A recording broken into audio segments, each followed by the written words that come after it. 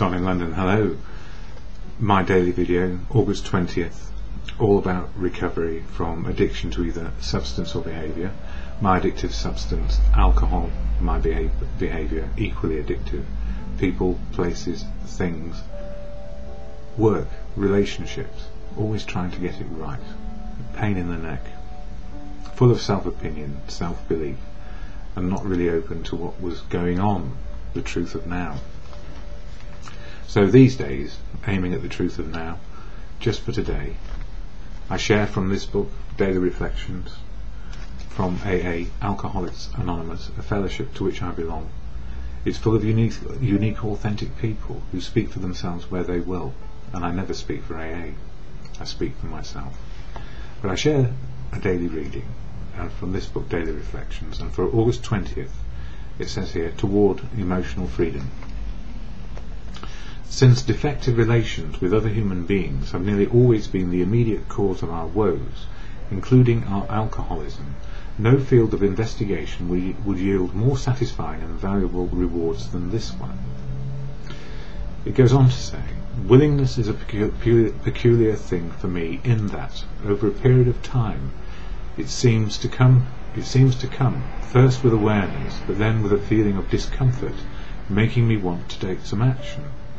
As I reflected on taking the 8th step, and that step 8 is making a list of people we have harmed and being willing to make those amends. My willingness to make amends to others came from as a desire for forgiveness of others and myself.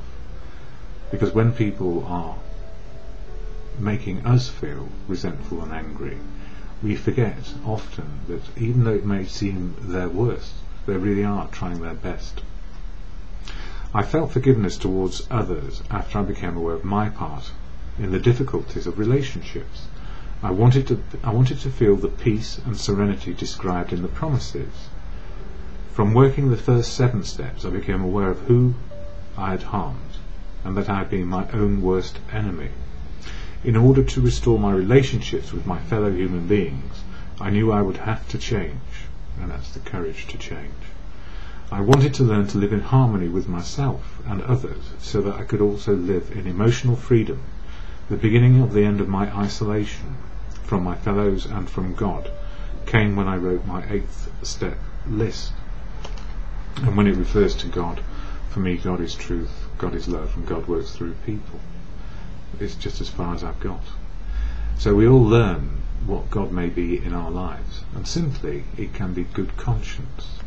So when I share at the end of these videos the serenity prayer to the God of your understanding, or simply to God, good conscience, truth, love and wisdom from others, God, grant me the serenity to accept the things I cannot change, courage to change the things I can, and the wisdom to know the difference for me is always learning in the day.